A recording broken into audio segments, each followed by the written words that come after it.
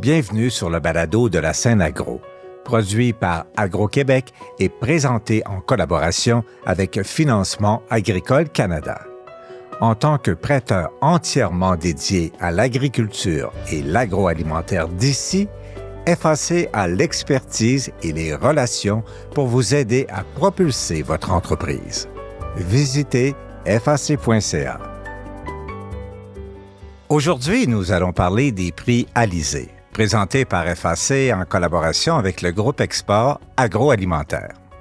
Cet événement occupe une place importante dans l'industrie agroalimentaire canadienne puisqu'il met en lumière les entreprises qui se démarquent à l'international. La soirée attire non seulement des acteurs clés de l'exportation, mais également des partenaires financiers qui soutiennent directement la croissance de nos entreprises d'ici. La prochaine édition des prix Alizé se tiendra, comme à l'habitude, en marge du Cial Canada, soit le 29 avril 2026, à la salle Belvédère du Vieux-Port de Montréal. Le groupe Export a d'ailleurs lancé sa campagne de recrutement de candidatures ouverte aux entreprises de toute taille avec 4 catégories. Tout d'abord, PME Fonds de solidarité FTQ, Grande entreprise FAC, Prix Marché canadien Banque nationale et finalement, Prix Stratégie d'exportation innovante Innocentre. Dans ce contexte, nous avons le plaisir d'avoir avec nous aujourd'hui une entreprise lauréate d'un prix Alizé en 2025. Aliments Ouimet, Cordon Bleu. Cette entreprise, qui a plus de 90 ans d'existence sur le marché québécois, a su se réinventer en innovant et en développement de nouveaux marchés extérieurs. Pour en discuter, nous avons le plaisir d'accueillir aujourd'hui Patricia Saint-Aubin, vice-présidente vente et marketing, ainsi que Ariane Chrétien-Delan, directrice de marque. Bonjour, mesdames. Bonjour. Ah, on avait long à dire sur Cordon Bleu. Écoutez, outre le fait que vous soyez certainement des cordons bleus toutes les deux, et c'est certainement pas la première fois qu'on vous l'a fait, j'aimerais que vous nous parliez chacune du rôle au sein de l'organisation. Tout d'abord, Patricia. D'abord, je veux mentionner que si on demandait à mon mari, ma fille, je peux vous assurer qu'on ne dirait pas que je suis une cordon bleu à la maison. Par contre, cordon bleu dans l'âme depuis maintenant plus de 13 ans. Je me suis jointe au groupe en 2012. D'abord comme directrice ressources humaines et j'ai progressé au travers des années à différents titres, à différents postes pour aujourd'hui me retrouver, comme vous l'avez mentionné, vice-présidente vente marketing. Et sous ma responsabilité se trouvent, oui, les ventes, le marketing, mais aussi la recherche et développement, le développement des affaires.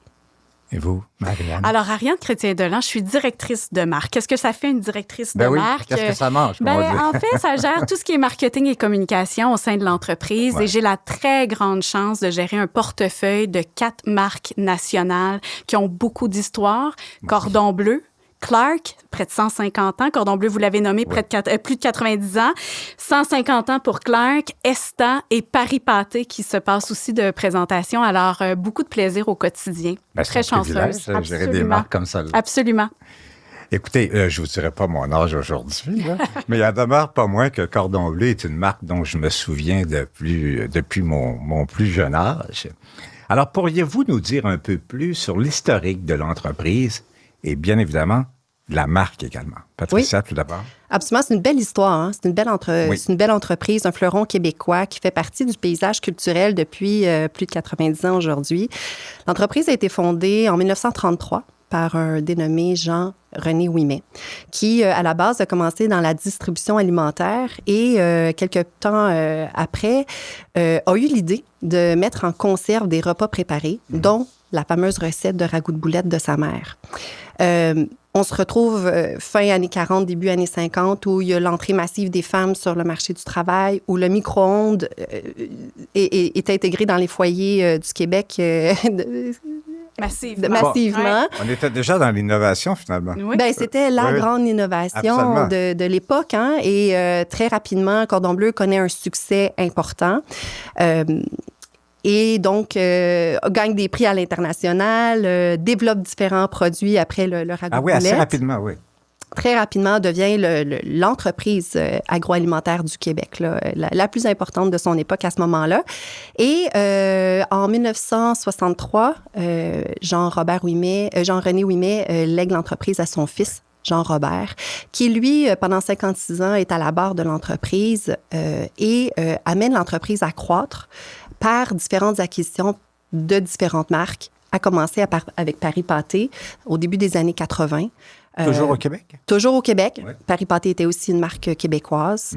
Quelques années plus tard, la marque Esta, qui commercialise les sauces. Qui n'en a pas mangé, tout au moins.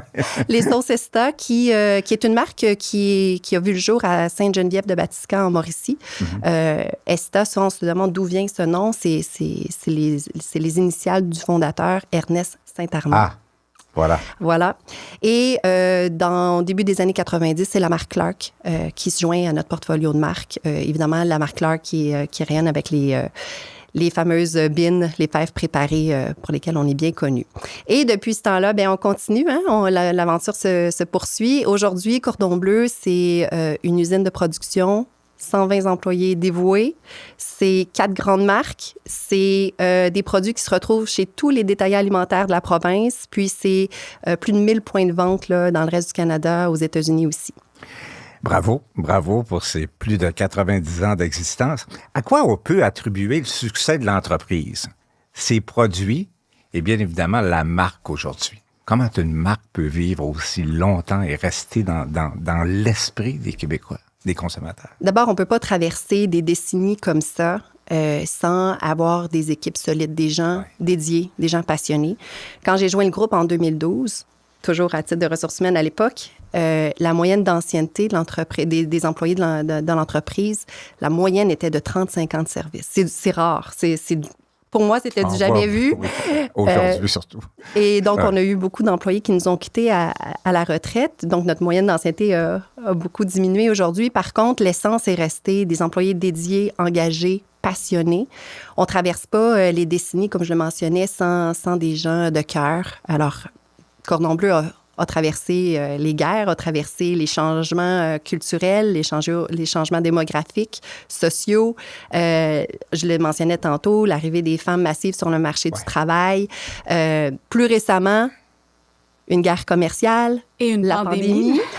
Si ce n'était pas des gens, on ne serait plus là aujourd'hui. Alors, c'est sûr que des équipes mobilisées, a priori, c'est ce qui nous permet d'être encore là aujourd'hui aussi fort que l'on est.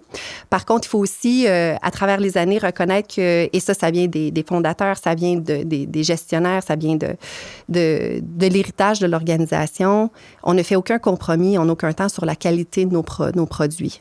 Qu'on soit en période économique difficile, qu'on soit devant des défis de taille, qu'on se tienne comme PME devant des grandes entreprises multinationales, le secret, c'est de ne jamais faire de compromis sur la qualité des produits. Bien, j'imagine que la pérennité de la marque, d'ailleurs, est due à ces valeurs fortes dont Patricia vient de nous parler. Ça en dépend. Oui, ça en dépend, tout à fait.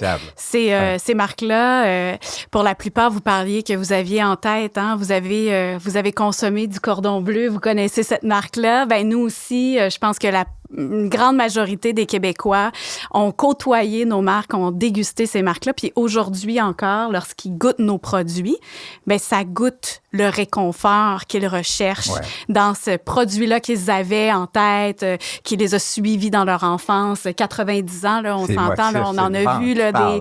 Oui, exactement. On est dans l'émotion. Et c'est la clé. Ouais. C'est vraiment la clé du succès, les produits. Évidemment, nos gens, mais pour une marque, les produits, c'est essentiel, oui. Mais à travers tout ça, Ariane, il y a eu la refonte de l'image de la marque Cordon Bleu qui a marqué l'industrie et bien évidemment les consommateurs au cours des dernières années. Est-ce possible de nous expliquer la réflexion derrière cette nouvelle image? Parce que je pense pas qu'on se lève un bon matin, on va rafraîchir tout ça. Non, on met pas ça sur on décide pas ça sur un coin de table un bon matin. Effectivement, une marque avec cette histoire-là, absolument. Ben oui. En fait, il faut savoir que le projet s'inscrivait dans une vision beaucoup plus large d'une stratégie de croissance, pour l'entreprise. Et la marque Cordon Bleu, ainsi que la marque Clark d'ailleurs, ont été identifiées comme deux marques du portfolio qui étaient de réels vecteurs potentiels, en tout cas vecteurs de croissance pour l'avenir. Okay. Les locomotives. Absolument. Ouais. Et à partir du moment où on donne ce mandat-là à une marque, bien évidemment, nous, notre mandat à nous, c'est de dire comment est-ce que cette marque-là peut y arriver. Avec quoi on bâtit, avec quoi on avance. Alors nous, on a commencé par un état des lieux. On a des piliers très forts pour la marque Cordon Bleu. On en a parlé. Ça fait partie de l'histoire du Québec. On a une bonne notoriété. Un consommateur aussi qui nous suit depuis des années. Là, il y a du data, des bons produits. On parle aux consommateurs, des recherches, des rencontres, des employés qu'on a rencontrés. Absolument. Alors, ça nous a permis vraiment de mettre les bases sur quels sont nos piliers de marque actuels, mais également comment est-ce qu'on fait pour amener cette marque-là dans la modernité, puis lui assurer sa pérennité sur les 90 prochaines années. Et ça passait par, évidemment, un repositionnement, une révision de marque. Et pour nous accompagner dans ce travail-là, c'était important, puis je pense que c'est un discours que vous allez entendre un petit peu aujourd'hui, mais on a trouvé des bons partenaires, un très bon partenaire pour nous accompagner. On est allé chercher LG2, qui est une firme stratégique marketing et communication, dont la réputation n'est plus à faire, qui en ont vu d'autres, qui en ont fait d'autres, des accompagnements. Oui, un œil extérieur également. Absolument. Oui, parce qu'on est très attaché à notre entreprise, à notre marque. On peut se faire une idée et tout. Et je pense qu'on a des bons feedbacks à l'interne. C'est super important aussi d'impliquer nos employés dans ce genre de repositionnement-là. Comme vous dites, on ne peut pas toucher à une marque aussi chère aux gens sans les consulter. Mais ils nous ont quand même bien accompagnés là-dedans, puis ça nous a donné confiance aussi sur la suite des choses. Puis ce qu'il faut savoir, c'est que Cordon Bleu, en fait, ça faisait plus de 20 ans que cette marque-là n'avait pas été touchée. Alors, si je fais une petite analogie avec une maison, vous achetez une maison aujourd'hui, puis vous touchez pas à votre maison, vous faites pas de rénovation, pas de peinture, pas rien, vous changez rien là, à votre maison. Dans 20 ans, la maison va être encore la vôtre, vous allez l'aimer. Absolument. Elle va être encore super chaleureuse. On a des repères. Ça se peut qu'il y ait une petite fissure à réparer dans le toit. Ça se peut qu'il y ait quelques éléments à rafraîchir. Et on était là-dedans. Et on a bâti... Vous avez identifié ces fissures. Absolument. C'était très important pour nous de donner la chance à cette marque-là de se rajeunir, de parler à un public un peu plus jeune. Puis quand on parle d'un public plus jeune, on parle pas des toutes nouvelles générations, mais bien d'un 35, 45 ans. Donc, de rajeunir cette marque-là et d'aller... Parce qu'en 20 ans, tout a changé. Et il y a des nouvelles générations qui sont maintenant des grands consommateurs. Et ces générations-là, on leur avait pas parlé outre que par nos produits en magasin, nos promotions. Ou à travers leurs parents. Ou à travers leurs parents. Ben oui. Donc, on a élaboré en fait une stratégie. On s'est rendu compte qu'il y avait 3 volets qu'on devait attaquer pour ce repositionnement-là. Évidemment, la refonte de l'image qui passait par le packaging. C'est c'est l'élément de l'image de marque pour un produit agroalimentaire. Qui est aussi tellement important parce qu'à la fin, le consommateur, c'est devant la tablette qu'il va prendre sa décision d'achat. Alors, l'étiquette, le produit qui est là, il fallait qu'ils reconnaissent le produit. Absolument. Je pense que c'est la première des choses. Absolument. Oui, allez-y. Oui, absolument. Donc, c'est sûr que le packaging, c'était au cœur de nos préoccupations. Comme vous dites, on voulait pas perdre notre consommateur actuel, mais en même temps, on avait besoin aussi de gagner, de l'amener dans la modernité, ce packaging-là. Alors, on a osé, on a été ambitieux et on a osé changer du rouge au bleu. Une couleur. Ça paraît si simple, c'est ça. Il y a plusieurs raisons pour cette couleur-là. Évidemment, c'est tellement naturel avec notre nom, mais aussi dans la tablette, auprès des autres marques qui nous côtoient, auprès de nos compétiteurs, on devenait unique avec notre couleur. Et donc, tout d'un coup, on n'a pas changé notre positionnement en tablette, mais tout d'un coup, on était beaucoup plus facile à reconnaître. Et on a travaillé sur d'autres éléments, la hiérarchie d'information, de communication, tout ça, sur le packaging. Et ça nous a, d'ailleurs, on est très fiers d'avoir remporté un prix avec, évidemment, notre partenaire LG2, le prix IDEA, un grand prix design pour cet emballage-là. Donc, c'est sûr que ça a été le plus gros morceau. Je comprends. Donc, l'objectif était, de garder les consommateurs qui étaient attachés à notre marque. Deuxièmement, d'aller en chercher des nouveaux. Absolument. Mais il y a certainement eu d'autres impacts, Patricia, que ceux-là. Est-ce que vous pouvez nous en parler un peu? Oui, en fait, on parle beaucoup du repositionnement, la marque Cordon Bleu, mais il y a eu aussi beaucoup d'innovations qu'on a mis sur la table dans les 4-5 dernières années, que ce soit sous la marque Cordon Bleu, évidemment, mais aussi sous la marque Clark. Donc, jumelé au revamp de Cordon Bleu. Plus récemment, on a aussi procédé au revamp de la marque Clark. Ça nous a amené à pouvoir faire voyager ces produits-là, que ce soit dans le reste du Canada, mais aussi aux États-Unis. Alors, ça a mis la table pour ça. Au-delà de ça, vendre sur des plus grands territoires, ça veut dire plus de volume. Ça veut dire qu'il faut être capable d'absorber la production de ces volumes-là. Il a fallu investir dans notre usine aussi. On a une usine qui avait besoin de rénovation, elle aussi. Alors, on a investi pour ajouter, modifier des équipements. Et on a annoncé, là, il y a tout juste un an, des investissements de la hauteur de 17 millions dans notre site de fabrication ici à Ville-d'Anjou. Mais moi, je suis curieux. Vous avez, dans le renouvellement, justement, d'image de marque, vous avez fait extrêmement attention de conserver l'histoire, le patrimoine derrière la marque. Mais comment on vient à conquérir de nouveaux marchés tout en conservant ces éléments-là? Parce que les Américains, c'est pas comme nous, là. C'est un défi. Ah oui, c'est ça, exactement. Puis quand on ouvre à des nouveaux marchés, effectivement, il faut s'adapter. Hein. Je pense qu'il y a eu beaucoup de travail, de compréhension des marchés. C'est la base. Hein. Si on veut rejoindre le bon marché, il faut d'abord comprendre qu'est-ce qu'ils aiment, comment ils consomment. Encore une fois, du data, des études, absolument. des analyses. On aime ça. Nous, on adore ça. Exactement. Puis dans le cas, par exemple, de Clark. Si on prend Clark il y a quelques années, le premier constat, c'est de voir est-ce qu'il y a une place pour nous sur les tablettes américaines, par exemple, si on prend ce cas-là précisément. Qui sont les joueurs? Qui sont les joueurs? Qu'est-ce qui se passe dans cette catégorie-là? Pour s'apercevoir que ça fait des décennies, comme ici au Québec, qu'on vend des fèves, mais avec des saveurs bien communes. Aux États-Unis, on retrouve beaucoup le sucre brun comme ingrédient, la mélasse, la tomate. OK. Alors, on s'est dit comment nous, on peut amener une offre différente dans ce marché-là. Le deuxième constat qu'on a fait, c'est de dire, nous, ici, au Québec, on consomme les fèves, surtout au déjeuner, au brunch. Hein? Ça se consomme le matin plus régulièrement. Alors qu'aux États-Unis, c'est un élément qui se consomme au souper durant un barbecue, surtout l'été, moins l'hiver. On comprend que la fève sirop... Contrairement à nous, absolument. Absolument. Alors, la fève sirop d'érable a peut-être un peu moins sa place dans un barbecue avec des hot dogs, des hamburgers. Alors, notre équipe R&D, qui a fait un travail phénoménal, a développé des dizaines de recettes avec des saveurs ultra inusitées. Et puis, on est allé tester en études consommateurs lesquelles saveurs pourraient bien fonctionner. Alors, on s'est allié les services d'une firme qui était bien ancrée aux États-Unis pour réduire cette liste de plus d'une vingtaine de saveurs à 6. Alors, on retrouve en tête de cette ligne de produits-là la fève à la bière de Racinette. Oui. J'essaie de traduire à la root beer. À la root beer, on va se la dire. Exact, c'est ça. Et c'est un item qui performe super bien. Ah oui, OK, c'est une surprise. Absolument. Oui. Et qui est commercialisé uniquement aux États-Unis pour vraiment répondre à ce besoin qui est complètement différent de celui du Canada. Et vous n'avez même pas venu à l'idée d'essayer ici. Oui, ça vient en deuxième lieu. Mais pour poursuivre dans le développement de nouveaux marchés, c'est sûr aussi, je pourrais ne pas nommer l'excellent support qu'on a eu du groupe agroalimentaire du Québec.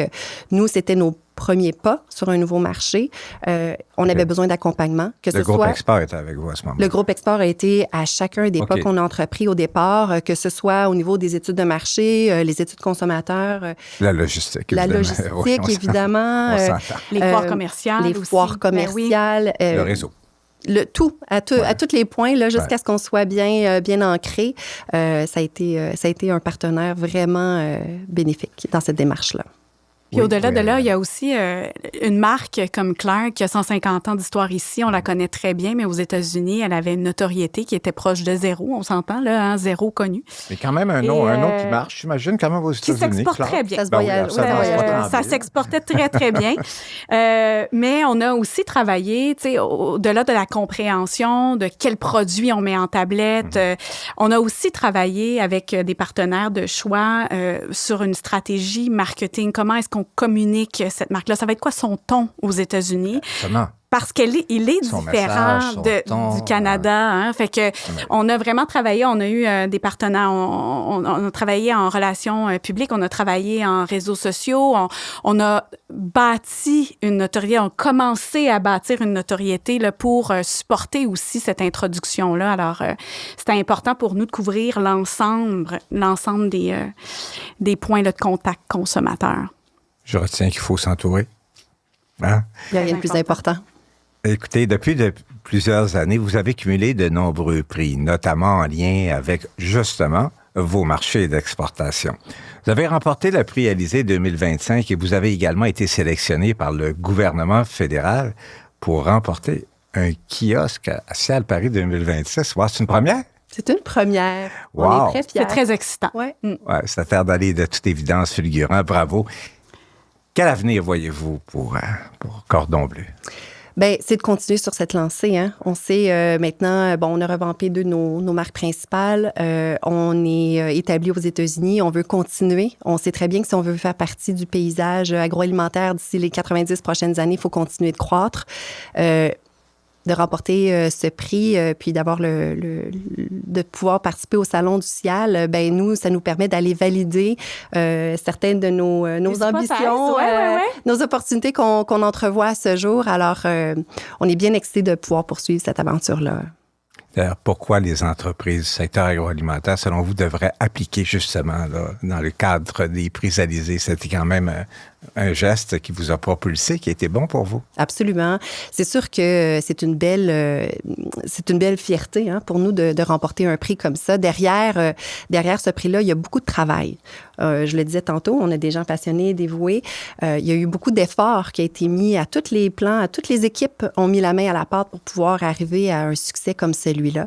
Alors, de pouvoir rayonner dans notre industrie, c'est important. Ça donne une crédibilité aussi. Absolument. Quand on rencontre des nouveaux comptes, que ce soit ici au Canada ou ailleurs. En B2B, les acheteurs, les gouvernements, les décideurs. Absolument. Ouais. Mais au-delà de ça, je pense que quand on revient avec le prix en main, on le célèbre chez nous, on a une belle culture organisationnelle, on aime partager les succès avec tous les membres de nos équipes. Alors, quand on se retrouve à la cafétéria avec tous les gens de la production, de la qualité, de la maintenance, la fierté dans les yeux, hein, ça se voit. On est heureux et ça se voit aujourd'hui d'ailleurs. C'est la reconnaissance de tout le travail qui a été accompli par nos équipes. Bien, bravo, mesdames. C'était un plaisir de vous accueillir à ce micro aujourd'hui. Alors, encore une fois, merci beaucoup. Peu d'entreprises sont quasi centenaires au Québec et quelques-unes seulement réussissent à se développer et à innover autant que Cordon Bleu. C'est tout à fait inspirant. Agro-Québec et le groupe Export encouragent les entreprises agroalimentaires à s'inscrire au prix Alizé 2026. La période pour poser sa candidature suit actuellement son cours et se termine le 28 février 2026. On se rappelle que les entreprises québécoises et canadiennes peuvent appliquer sur l'un des 4 prix qui sont les suivants: PME, Fonds de solidarité FTQ, Grande entreprise FAC, Prix Marché canadien Banque nationale et finalement Prix Stratégie d'exportation innovante Innocentre. Les prix Alizé sont devenus une référence dans l'industrie. Acheteurs, organismes, financeurs et acteurs du milieu reflètent à travers cet événement marquant de notre industrie, le dynamisme et l'innovation des entreprises qui marquent l'avenir de l'agroalimentaire sur les marchés mondiaux. Vous souhaitez en faire partie? Accédez au formulaire de candidature sur le site web des prix Alizé. Mesdames, encore une fois, merci beaucoup. Bonne continuité. Merci. À vous. Au revoir. Vous avez aimé ce contenu? Suivez la scène agro pour rester à l'affût de l'actualité agroalimentaire au Québec. Merci et à bientôt.